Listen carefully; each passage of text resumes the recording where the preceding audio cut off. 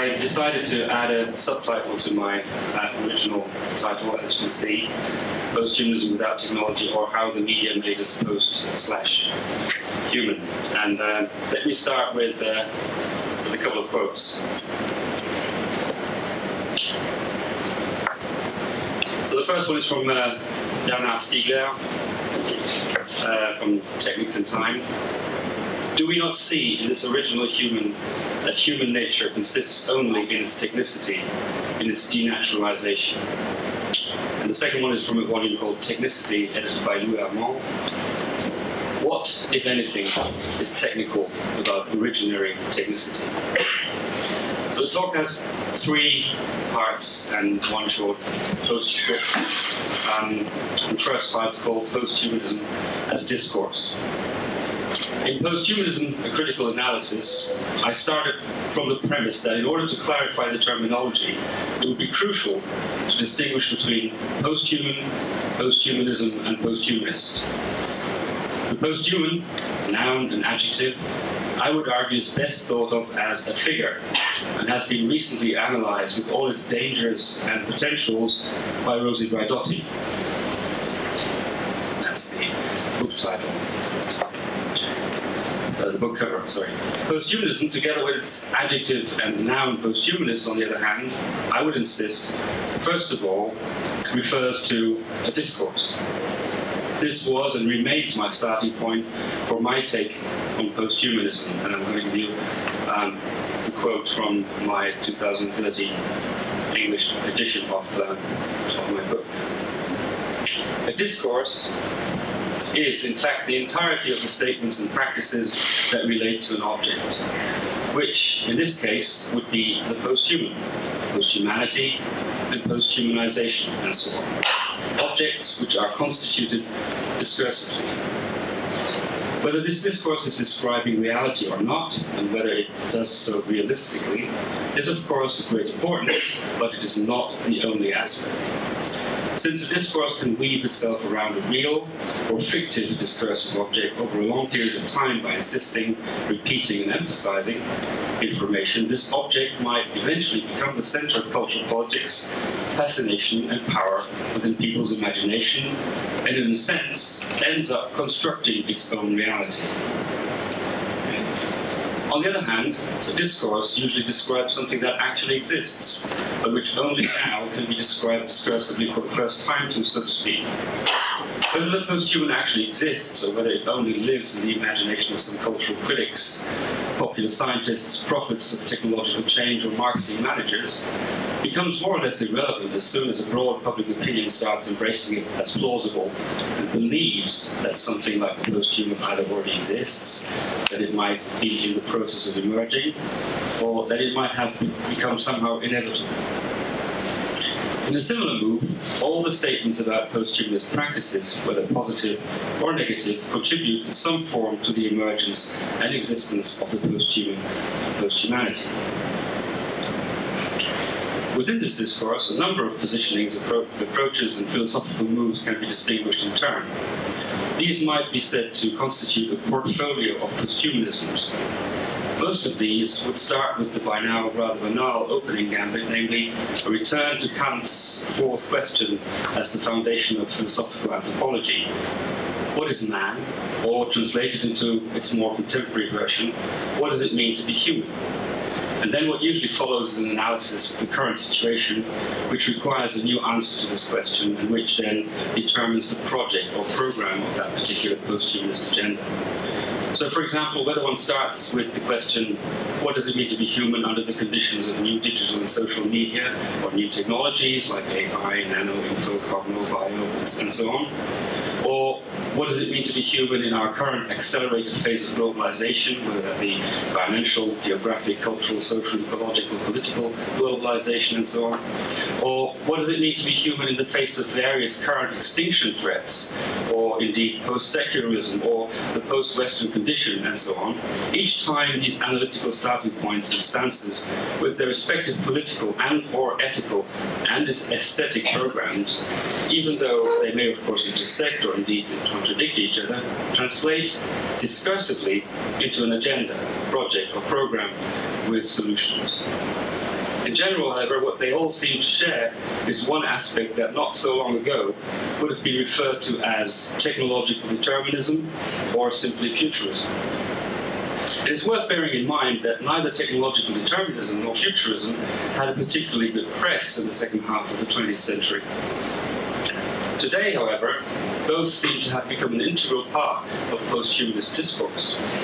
Technology and future, in fact, could be named as the key words, and arguably even the transcendental signifiers of most post-humanisms. However, there's also a whole critical spectrum of more or less self-reflexive engagements regarding technology and future. And as a result, there's also almost a world of difference between attitudes to and theorizations of technology, or the putting into discourse of technology, as Mark Hansen has referred to it under the term of technesis. And the question as to what extent humans might use technology or are being used by it, instrumentalism, or who comes first, the human or the tool, and to what extent they might have mutually constituted themselves, is called that interactions. This is partly expressed in the use of concepts and distinctions between techniques, technique, technology, and technicity. The same is true for futurism and conceptualizations of the future, which also come in a whole spectrum from utopian to apocalyptic, and very often science fictional, which ironically brackets the most essential aspect of the future, namely futurity as such, understood as the radical openness and alterity of the to come, or as Derrida put it in the Spectres of Marx, the arrivant. Furthermore, the term post-humanism requires one additional problematization. Whenever a post is involved, as in post-human, post-humanism, post-humanity, post-humanization, and so on, the Derridean postal principle is already at work. And thus, we are already in a system of relays, postings, and ambiguities between befores and afters, one-upmanship, anxieties of influence, impossible legacies, and repressed origins, and so on. In fact, this applies to post-humanisms even more so than to previous post-isms, since the stakes the term raises clearly attain onto theological levels. It is our very nature, existence, being, in short, our very we of humanists and humanity that is at stake here. This is then definitely the time, it seems, as Foucault, Agamben, Esposito, and many scientists and ethics committees have been telling us, when the only form of politics and ethics and aesthetics available are biopolitics and bioethics, or bioaesthetics. However, since the post in most post-humanisms also involves a more or less open connection to futurism, there's also usually some time travel involved. The prospect of radical change in the not-so-distant future, the closeness and interdependence of science and fiction in post-humanist discourse, was one of my main objects of analysis in post-human critical analysis. And I'll just show you the covers of the original German, that's the 2013 English edition, and that's the original German edition in 2009. And as you can see, well, first of all, I wasn't involved in the in choosing the cover of these books, but you know, there's certainly a very interesting resemblance there, and the choice, given that the content argues against exactly that sort of thing, which is on the cover, is quite ironic, but also quite symptomatic. And the kind of things that I analyzed in terms of understanding how science and fiction are thoroughly interrelated in popular post-humanist discourse, the kind of things I looked at were, for example, things like these, popular science magazines like New Scientists that promote an ideology of self-transformation, better than human, why settle for what you were born with, right? So preparing people for an enhancement future. Or even The Time came up with a cover in 2011.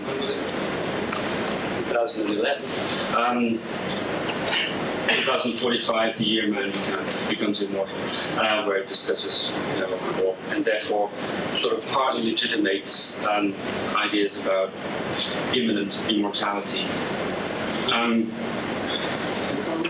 Ironically, following the strange dialectic of posting, I mentioned Derrida's postal principle, which opens up both the beginning and end of what is being posted, posthumanism opens up the present or recent and also not so recent past as well, as a side effect.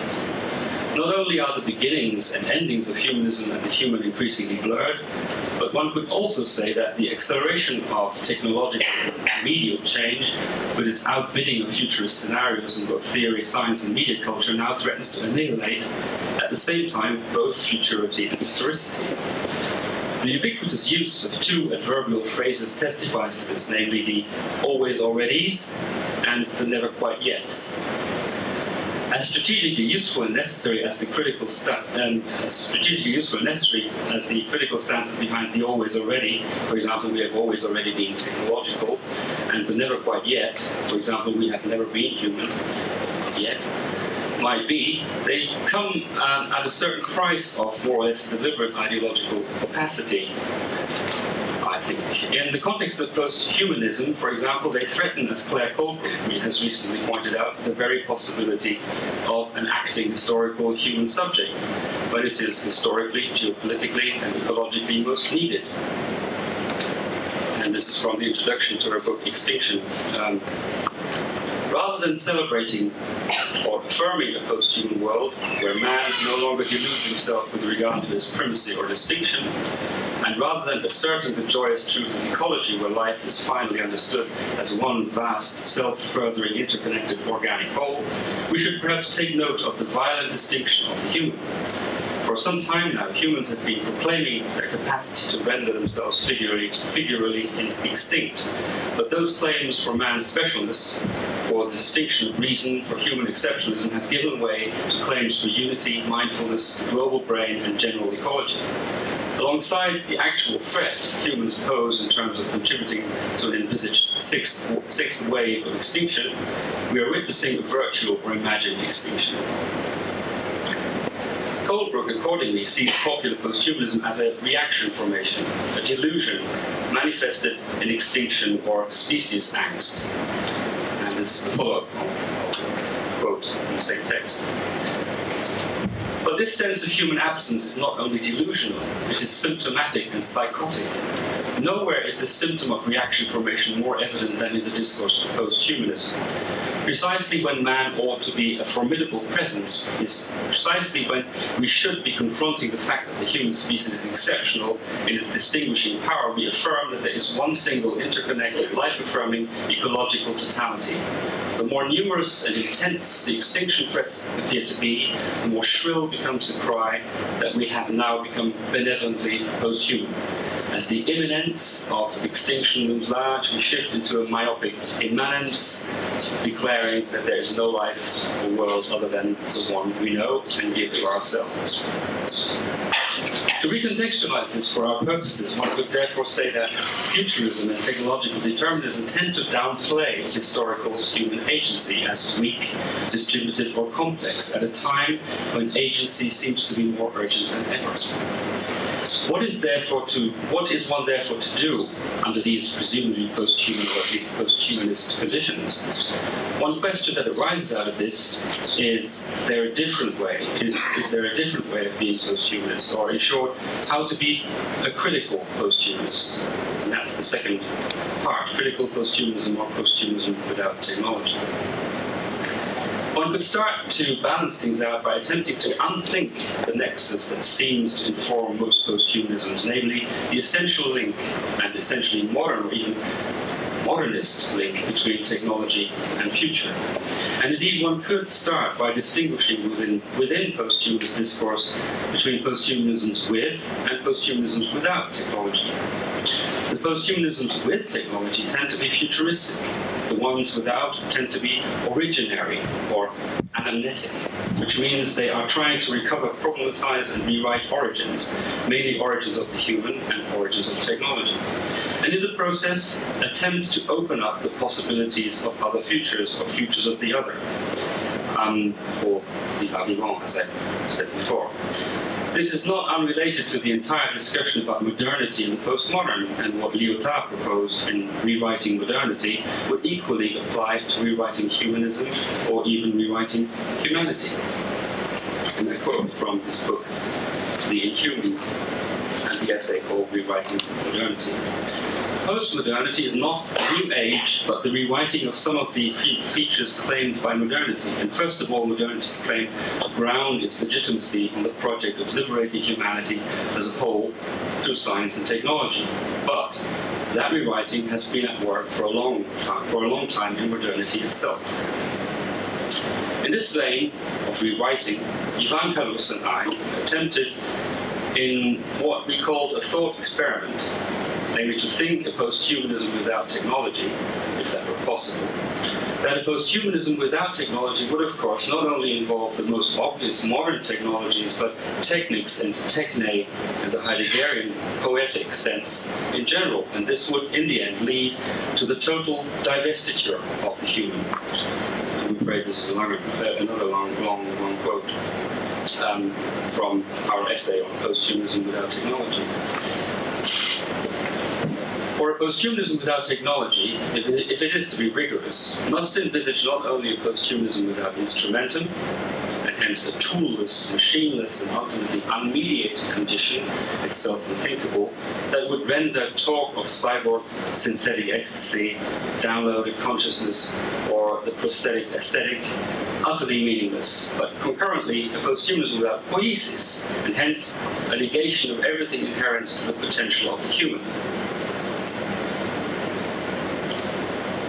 The post-human condition thus envisaged, deprived of bringing forth all possibility of adventness and of invention and inventio, would constrict both expectation and event. In both withouts, in both of these despoliations of the essential, what must follow is the voiding or, at any rate, the denaturing of the human. The post-human, according to this view, could only really occur in the time of the exhaustion of the human and of its capacity for bringing forth.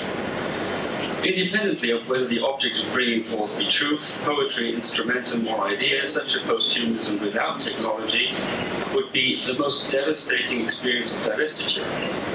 There could be no emergence in this extreme experience of the end, only the unrelieved perpetuity of stasis. The end of the human necessarily throws us back to the question of the origin. The question that Bernard Stiegler explores in his volumes on techniques and time, which are an attempt to work through the forgetting or repression of techniques in Western metaphysics ever since Plato. Stiegler refers to the myth of Epimetheus, Prometheus's idiotic brother, who was given the task to distribute properties to the animals and who forgot to keep something or anything for humans, so that his brother had to go and steal fire from the gods. This mode of originary appropriation of techniques as the constitutional rupture between humans and animals through technology also corresponds to the beginning of a process of exteriorization. The necessary technical supplementation of the human, or the human's origin in default, or his default of origin, is what Stiegler refers to as the fault of Epimetheus, which is also the subtitle of Volume 1 of Techniques and Time. In a deconstructive reading of Le Roi Gourand's account of hominization, Stiegler connects the idea of originary technicity with prosthesis, the default of origin and the emergence of exteriorization. Hominization, in fact, happens through technological exteriorization, but the aporia lies in the fact that it is an exteriorization without origin, without any previous interiority. Here is the central paragraph taken from a chapter entitled Who, What, the Invention of the Human. Sorry, long quote. There is no anticipation, no time outside of this passage outside, of this putting outside of self, and this alienation of the human and its memory that exteriorization is. The question is the very ambiguity of the word exteriorization, and the hierarchy of the chronological, logical, and ontological preeminence that it immediately induces. If indeed one could speak of exteriorization, this would mean the presence of the preceding interiority. Now, this interiority is nothing outside of its exteriorization. The issue is therefore neither that of an interiority nor that of an exteriority, but that of an originary complex in which the two terms, far from being opposed, compose with one another, and by the same token are posed in a single stroke, in a single movement. Neither one precedes the other, the origin being then the coming into adequacy, convenance, or the simultaneous arrival of the two, which are in truth the same considered from two different points of view. We shall later name this structure the complex of Epimetheus. The prosthesis is not a mere extension of the human body, it is the constitution of this qua human, the constitution of this body qua human. After this complication of the default of origin, which leads to the idea of originary technicity, we are now at the point where we can say that the post of post-human, or indeed post-humanism in general, in fact, becomes almost a misnomer and turns into a near synonym of the prefix proto. Post-humanism without technology and originally technicity, depending on one's chronological focus, might indeed be just as well understood as a kind of proto-humanism. By way of illustration, we can relate this idea of the proto to Michael Epstein's argument in The Transformative Humanities. Postmodern culture suddenly views itself as a proto-global, proto-virtual, proto-biotechnic, proto-synthetic one. Everything that the previous generation perceived under the sign of the post, this generation views as proto, not as a completion, but rather as a first draft of new cultural forms. To follow this logic to its conclusion, however, the ultimate and unsurpassable proto and the horizon of anthropomorphism is the idea of the pre, or proto-human. Before technology, before memory, before humanity. What indeed, one could ask, remains once all these are unthought, so to speak? Who is the human without? As Martin Crowley called him, following Jean-Luc Nancy in L'Homme Sans. So the third part is called Posthumanism and the Media, or From Originary Technicity to Originary Mediality. As we've seen, in the vicinity of the proto-human and the thought experiment of a reverse process of hominization, the unthinking or total divestiture outlined earlier, lies the argument of originary technicity. I was going to go into the question of ancestrality, but I'm going to spare you now. The idea of originary technicity, ever since Richard Beardsworth first used it to spell out the implications of Derrida's spectralizing effect of the originary supplement, has been gaining in currency and conceptual appeal. It has, in fact, helped to fuel precisely the kind of always already and never quite game referred to earlier, and has thus arguably and ironically contributed to the shrinking of history and the compression of time and space that accounts for the current and ubiquitous feeling of acceleration and the idea of the phasing out or dephasing of the human. However, to be fair, this is the stance that already Beardsworth had characterized as irresponsible. Within such a perspective, or its opposite, the prioritization of the technical over the human, one is not considering either the human or techniques according to the constitutive relation between the human and the non-human. Today, such a lack of consideration is politically blind and irresponsible. My argument following Beardsworth here would be that for all its compelling persuasiveness and post-anthropological subversiveness, there is something missing in the idea of originary technicity. The Derridean logic of the originary supplement that triggers the entire process of auto-immunitarian Western metaphysics would be incomplete without its own deconstructive virus. Deconstruction is inscribed from the beginning in this process, which means that it literally always escapes, predates, provokes the beginning. This unlocatable originary supplement is that which in turn causes the history of remediations that posthumanism today is attempting to work through, so that history at last might open up to the entirely other future in which the relationship between human and technique might no longer be understood in a simply instrumental or interactionist way. What I would like to point out is that there is no necessity for this unknowable, out-of-time origin before humanity to be in any way technical, neither in the Heideggerian nor Stiglerian sense. I think taking Derrida's notion of originary supplement and arch writing in a predominantly technical sense, as Stiegler does, would still, in my view, amount in the end to a physical reappropriation of the present moment. It is still what you could call a backward teleology, explaining progress and evolution retroactively, so to speak. In short, it would still risk misunderstanding deconstruction by turning techniques and the idea of originary technicity into the new historical horizon for contemporary post-human agency. Again, Beardsworth already recognized this danger and went on to foreground the originary dédoublement, the always already at work in radical alterity itself. The always presumed radical alterity before the distinction between the human and the non-human, before the human and its technological or its technical other. Who or which, this ambiguity is of course constitutive, nevertheless always precedes and gives rise to the very distinction in the first place. Beardsworth refers to this as the Derridean logic of the promise, as the supplement to every origin. If time is from the first technically organized, if access to the experience of time is only possible through techniques, then the promise must be more originary than originary technicity, even if they are inseparable. And what else is the law of contamination but this inextricability? They are not on the same ontological level. There are consequently two instances of radical alterity here which need articulation and whose relation demands to be developed. The radical alterity of the promise and the radical alterity of the other prior to the ego, of which one modality, and increasingly so in the coming years, is the technical other.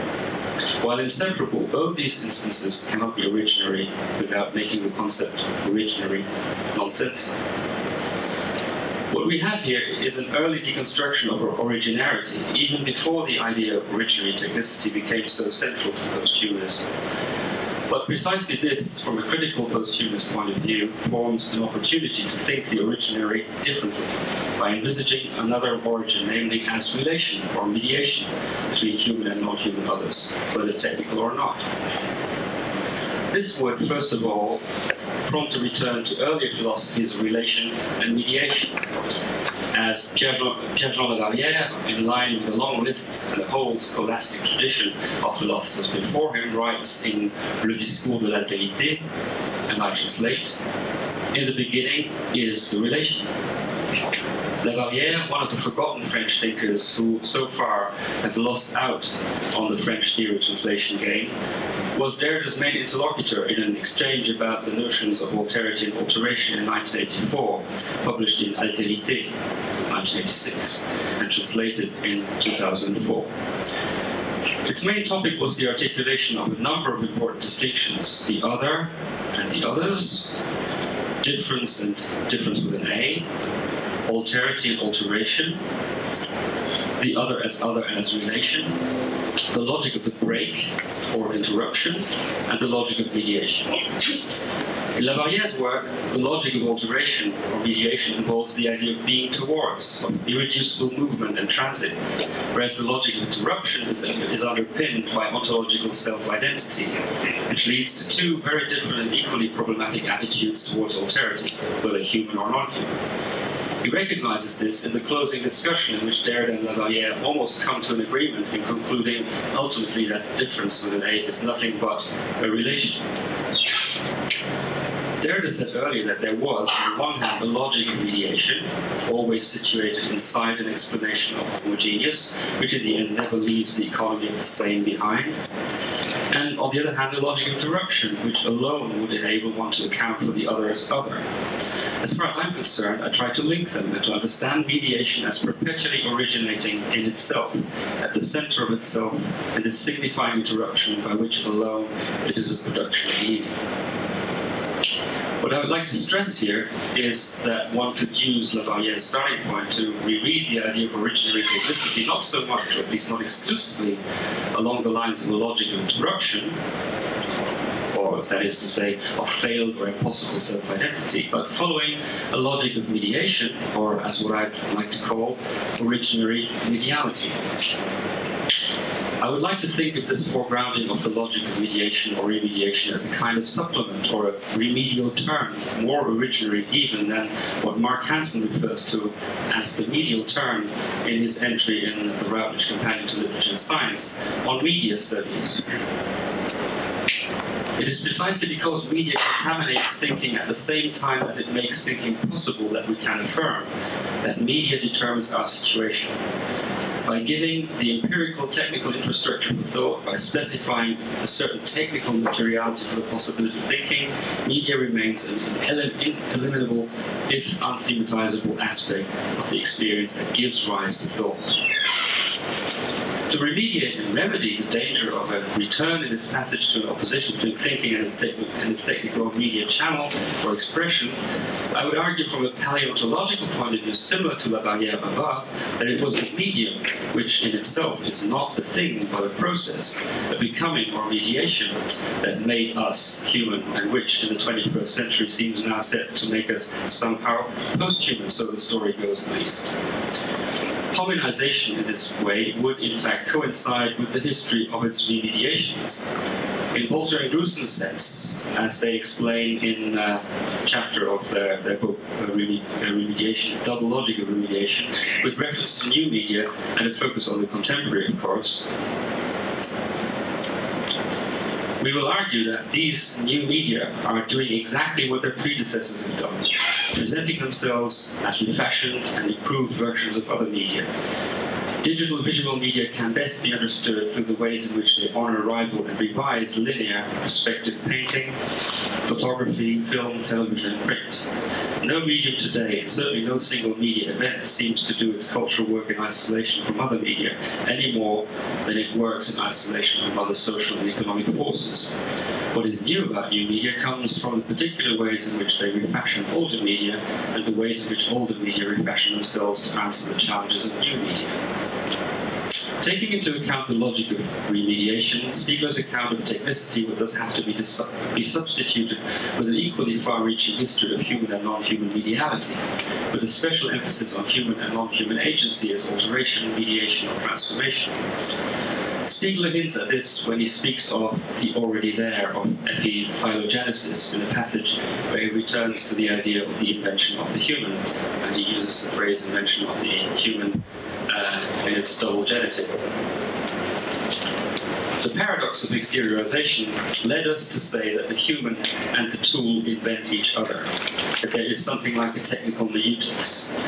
Consequently, the vector of epiphylogenetics at the dawn of hominization is flipped.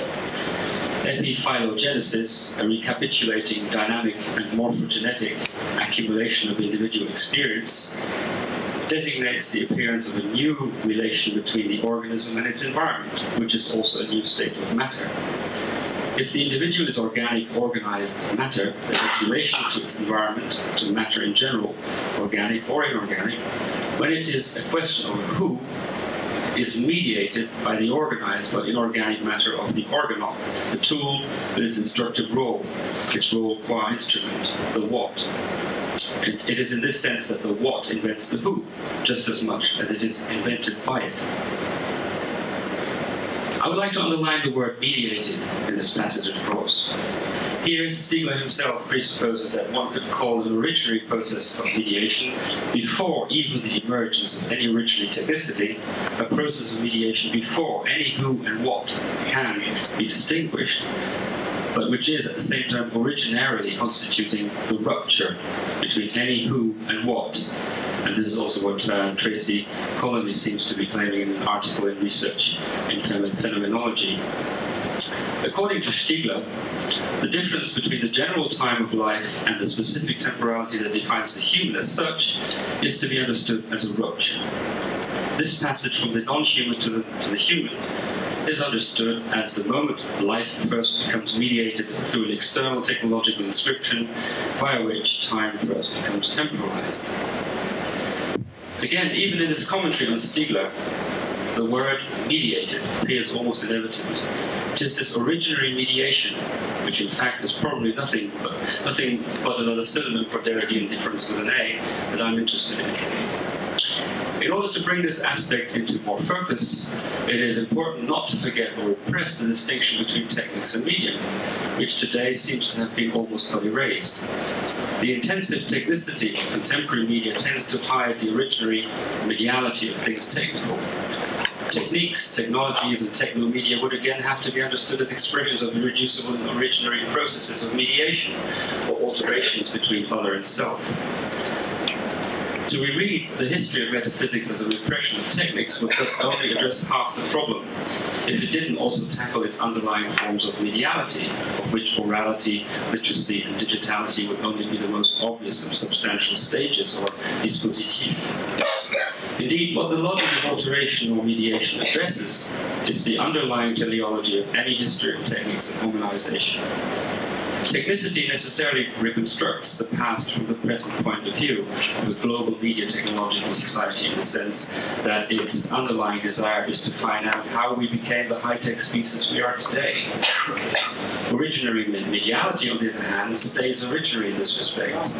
Its largely unarticulated, unarticulatable pre- and proto-conscious processes of becoming are not organized along the lines of succession. They are, so to speak, always co-present, but in difference with an A, difference. The account of how we became post-human offered by Hales would therefore also have to be rewritten, not only along the obvious originally technical lines of we have always already been post-human, or we have never yet quite been human, but by taking into account the logic of originary mediation or alteration, that is, what makes us human, post-human, inhuman, proto-human, are the specific available processes of mediation which lie outside the notion of subjectivity. In fact, they are what gives rise to specific subjectivities, but which are also not to be reified as phenomenal objects. Even more importantly, they also don't disappear. The specificity under which contemporary new digital and social media return us to the idea of originary mediality lies precisely in their foregrounding of their own logic of mediation or alteration, and their downplaying of the logic of interruption and self-identity. They seem to facilitate a form of mediation outside modern ideas of society, politics, and representation. In this sense, the term social media might also be a misnomer and should better be replaced with the term asocial media. Digitalization, virtualization, and biomedia point towards a return to almost pre- or proto-ontological, ancestral, or archaic forms of alterity with their respective forms of mediation. They might thus have the power to raise the stakes not only in a teleological or techno-futuristic sense, but also in a media ecological sense. That is, they foreground the question how to live with, in, or through, and maybe even for media. This is also underpinned both by the move towards deep time and media archaeology and contemporary media theory or media philosophy. Okay, just a postscript. Posthumanism and the future of the humanities and the role of media studies.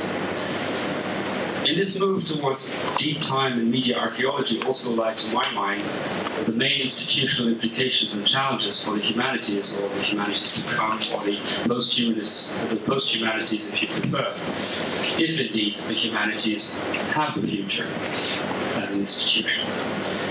There is today a widely recognized need for the humanities to open up towards questions of technicity and mediality, to engage dialogues with sciences, social sciences, and all kinds of praxes and cultures and so on, which together with the economic and financial assault on the humanities, comes along as an almost irresistible call for the humanities to engage with the contemporary, to be forward-looking, in short, relevant, in a more or less utilitarian instrumentalist sense. However, one could argue that this also points towards the increased need for the humanities to resist their own processes of post-humanization and de-anthropocentry. In fact, who else would care in the sense of creating and defending the possibility for resistance, even without knowing exactly what needs to be resisted yet, than the humanities? This is why there is a clear positioning vis-à-vis this process, which we have been trying to refer to under the label critical posthumanism. The critical in critical posthumanism precisely insists on this aspect of resistance, which should not be misinterpreted as conservative or nostalgic or indeed neo-humanist, but refers more to the idea of a much-needed rereading of the critical tradition. It seems that this critical tradition today finds itself threatened in its very humanist foundations. Humanism, in this sense, is to be understood as a discursive formation in its own right, of course, with associated cultural practices, ethical imperatives, institutional subject positions, ideologies, behaviors, forms of capital and habitus, and so on. The critical in critical posthumanism signals the responsibility to inherit this tradition and to adapt it to the changing circumstances of digitalization, virtualization, ecologization, posthumanization in short. It argues for new readings informed by critical traditions which are already within humanism. Reading is meant here both in a literal and figurative sense. The very humanist notion of reading, which finds itself threatened under the new dispositif or apparatus of electricity, to use Greg Ulmer's term, which is almost already forgotten, or as I would prefer to name it, mediality, is in crisis. This constitutes both a threat to the humanist philological notion of rereading and reading, but also a triumph in Paul de Man's sense in the context of what he named the resistance to theory, in the form of a generalization or a general economy, extending the notion of reading to virtually all phenomena and cultural practices, which constituted the very project of cultural and media studies or theory, comes at the price of necessarily incorporating humanist philological reading practices. Critical posthumanism is thus trying to do the impossible, but we also believe the absolutely necessary, in providing an ongoing deconstruction of this humanist philological critical tradition, including its very foundation in crisis and criticality, while at the same time in engaging with the futurism and technological determinism, the post, if you wish, of posthumanism and its discourse by taking it seriously, almost literally. From a critical posthumanist point of view, therefore, the kind of media post-anthropology I've been advocating here would in fact transform the humanities, maybe not so much into the post, but rather the inhumanities, in Lyotard's sense of the inhuman. Most importantly, and this has been the main argument in this paper, this would involve an awareness and analysis of the originary mediality between the human and the non-human, the organic and the inorganic, and so on, and the specific processes of mediation that continue to give rise to their differences and transformations. Thank you.